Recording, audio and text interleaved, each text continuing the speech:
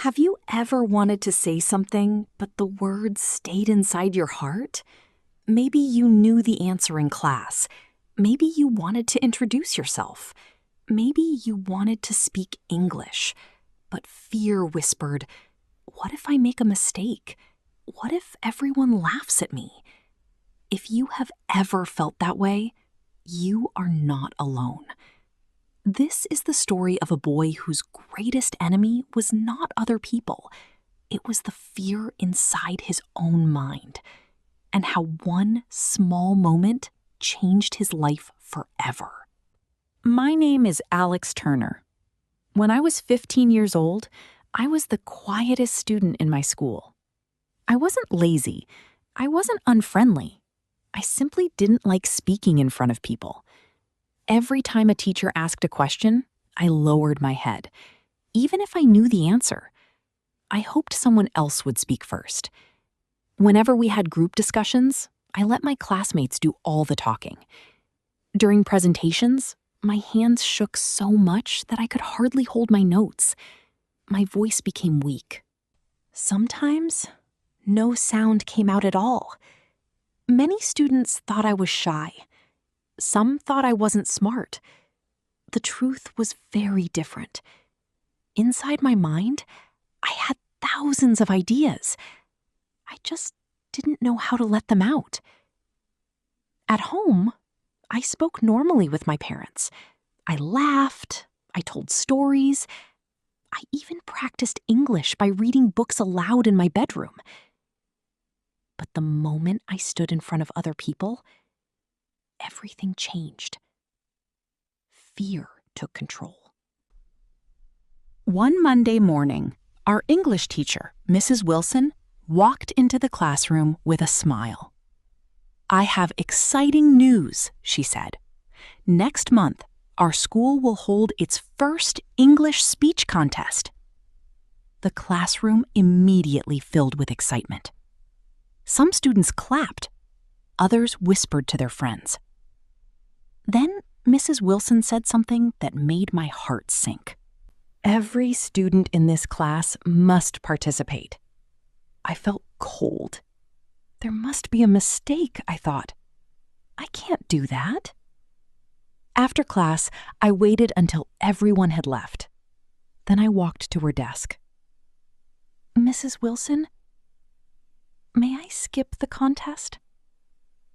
She looked at me kindly. "Why?" "I'm afraid." She smiled gently. "Of speaking?" I nodded. "I'll embarrass myself." She thought for a moment. Then she opened a drawer and handed me a small mirror. I looked at it with confusion. "What is this for?" She smiled. "Take it home. Every day, stand in front of this mirror. Look into your own eyes and speak for just 1 minute." 1 minute? That's all. But there's no audience. She nodded. "Exactly. You don't begin by speaking to a crowd. You begin by speaking to yourself." I wasn't sure if it would help, but I thanked her anyway. That evening, I stood in front of the mirror. I felt a little silly. "Hello. My name is Alex." I stopped. It sounded awkward. The next day, I tried again. "My name is Alex. I like reading books. I want to improve my English." 1 minute passed quickly. The following week, 1 minute became 2, then 3. Soon, I wasn't reading from paper anymore. I was speaking naturally. For the first time, I started believing that maybe, just maybe, I could do this. One afternoon, my younger sister walked past my bedroom. She heard me practicing. When I finished, she smiled.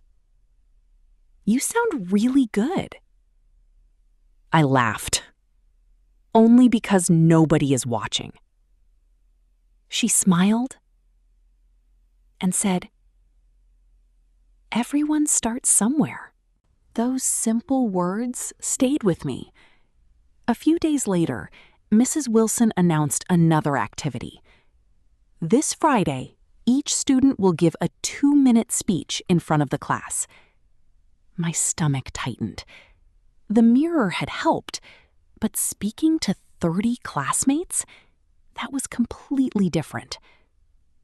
Friday arrived faster than I expected. One by one, students walked to the front of the classroom. Some were confident. Some were nervous. Then Mrs. Wilson looked at me. "Alex, you're next." The room became completely silent. Every pair of eyes turned toward me. My hands started shaking. My mouth felt dry. I slowly stood up, took one step toward the front of the classroom, then another. I held my paper tightly. I looked at the audience, opened my mouth, and suddenly, my mind went completely blank. I stood at the front of the classroom. Every eye was on me. My hands were shaking. My heart was beating so loudly that I thought everyone could hear it. I looked down at my paper. The words seemed to disappear. My mind was completely blank. The classroom was silent. 5 seconds passed. Then 10. It felt like forever. Some students looked confused. A few whispered to each other. I wanted to run back to my seat. I can't do this, I thought. Just then, I heard a calm voice. It was Mrs. Wilson. She smiled and said, "Take your time, Alex. We're listening." Those 3 words made me feel a little calmer. I took one deep breath, then another. I remembered the mirror in my bedroom. I imagined that I was speaking only to myself. Slowly, I looked up. My name is Alex." My voice was quiet, almost too quiet to hear, but I had spoken. Mrs. Wilson smiled. "Good. Keep going." I swallowed hard.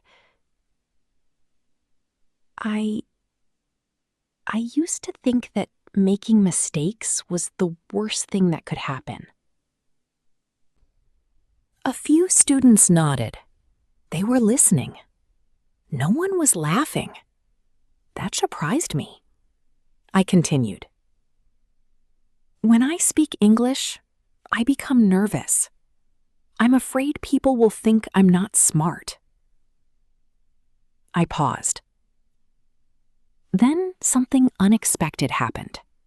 A student named Daniel raised his hand. Mrs. Wilson looked at him. "Yes?" Daniel smiled at me. "I feel the same way." The room became quiet again. Then another student spoke. "So do I." Another voice said, "Me too." I looked around the classroom. Almost every student was smiling. Some even raised their hands. For the first time, I realized something. I wasn't the only one who was afraid. I wasn't alone. That thought gave me strength.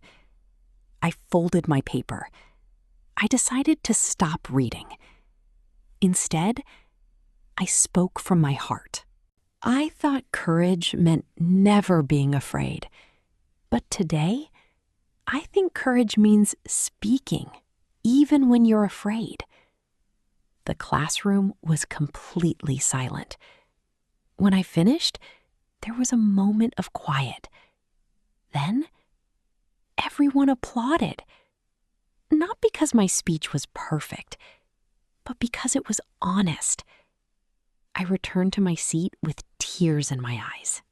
Mrs. Wilson looked at the class. "Today," she said, "you learned something more important than English. You learned that courage grows when someone is willing to be honest." After class, several students came to talk to me. "I liked your speech. You were really brave." I've been scared too. Those conversations surprised me. For years, I had believed that everyone else was confident. Now I knew the truth. Many people were hiding the same fear. That afternoon, Mrs. Wilson handed me a small notebook. "This is for you." On the first page, she had written, "Every great speaker was once afraid to speak." Below the sentence, she added another challenge. "Speak to one new person every day." "One person?" I asked. She nodded. "You don't become confident overnight. You become confident one conversation at a time." The next morning, I decided to try. At the school gate, I smiled at the security guard. "Good morning." He smiled back. "Good morning, Alex." It only lasted a few seconds, but it felt like a victory. Later that day, I thanked the librarian for helping me find a book. The day after that, I introduced myself to a new student. Each conversation was small, but each one made me a little stronger. Weeks passed. Speaking no longer felt impossible. It was still difficult, but it wasn't frightening anymore. Then, one Monday morning, Mrs. Wilson walked into the classroom with exciting news. "The judges have selected 10 students for the final round of the English speech contest." Everyone waited quietly. She began reading the names. 1, 2, 3. My heart beat faster with every name. Then she smiled. "The final student is..." She looked directly at me. "Alex Turner." I couldn't believe it. The boy who couldn't even introduce himself a few weeks ago had been chosen to speak in front of the entire school. The contest would be held in 2 weeks. More than 500 students would be watching. I smiled. Then I looked down at my shaking hands. The fear was still there, but this time, something else was there too. Hope. The 2 weeks passed quickly. Every afternoon after school, I stayed in the classroom to practice my speech. Sometimes Mrs. Wilson listened. Sometimes I practiced alone. Every evening, I stood in front of the same mirror that had helped me speak my first words. I no longer looked at the frightened boy I used to be. I still felt nervous, but now I also saw someone who refused to give up. Mrs. Wilson gave me one final piece of advice. "Alex, don't try to impress the audience." I looked at her. "Then what should I do?" She smiled. "Help them. If your words help even one person, your speech will be a success." Those words changed everything. I stopped trying to sound perfect. Instead, I focused on telling the truth. The day of the English speech contest finally arrived. The school auditorium was full. More than 500 students filled the seats. Teachers stood along the walls. Parents smiled proudly from the back of the room. As I waited behind the stage, I could hear each speaker giving their presentation. Some were funny. Some were confident. Some spoke with perfect English. The closer my turn came, the faster my heart beat.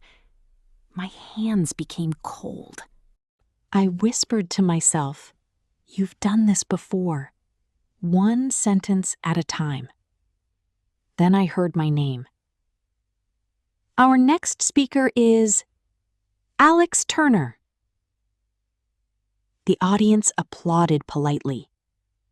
I walked onto the stage. The bright lights shined into my eyes. For a moment, I couldn't see anyone. Then my eyes adjusted.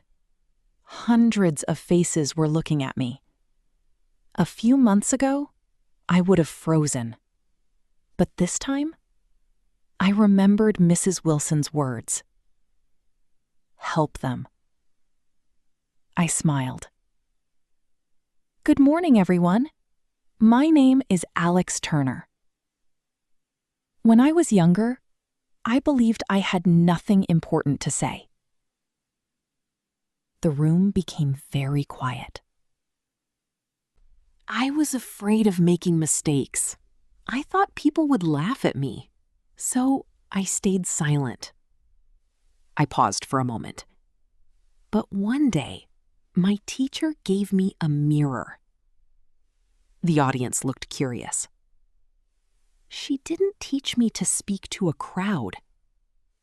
She taught me to speak to myself. And little by little, I discovered something. Confidence doesn't come before courage. It comes after courage. I looked across the audience. I noticed several students listening carefully. Some nodded, some smiled. I continued. Today, I still feel nervous.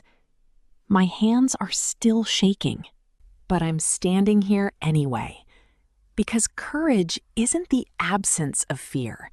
It's choosing to move forward even when fear is beside you. The room remained completely silent. I knew they were listening. Then I ended with one final message. If there is something you've always wanted to do, speak, sing, learn English, start a business, follow your dream. Don't wait until you're no longer afraid. Start while you're still afraid. One small step today can completely change your tomorrow. Thank you. For 1 second, the auditorium was silent. Then the entire room erupted into applause. Students stood from their seats. Teachers smiled proudly. I looked toward the front row. Mrs. Wilson was clapping with tears in her eyes. After the contest ended, the judges announced the winners. 3rd place, 2nd place, then the principal smiled. And 1st place goes to Alex Turner. I couldn't believe it. I walked onto the stage to receive my trophy. But the trophy wasn't what made me happiest. It was knowing that I had finally defeated the fear that had controlled my life for so many years. As I stepped off the stage, a younger student ran up to me. He looked nervous. Alex, I've always been afraid to speak too, but after hearing your speech, I want to try. I smiled. You don't have to be perfect. You just have to begin. He nodded. I will. Years passed. I continued improving my English. I studied communication. Eventually, I became a public speaking coach. Every week, I helped students, professionals, and English learners overcome the same fear I once had. On the first day of every class, I placed a small mirror on each desk. My students always asked the same question: why do we need a mirror? I smiled and answered, because the first person you must learn to speak to is yourself. One afternoon, after a workshop, I received a message from Mrs. Wilson. She had retired from teaching. She wrote, "I'm proud of the man you've become. Thank you for proving that fear does not have to decide our future." I smiled as I read her words. Without her patience, without her encouragement, without one simple mirror, my voice might have stayed hidden forever. As I looked into the mirror on my desk, I remembered the shy boy who could barely say his own name. He wasn't gone. He had simply become stronger. And I realized something important. Fear never completely disappears. Even today, before every speech, I still feel nervous. But now I know a secret. Courage always speaks louder than fear. Thank you for listening.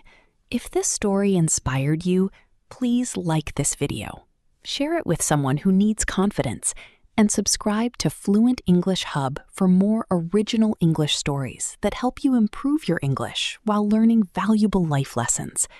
And always remember, your voice doesn't become powerful because you never feel afraid.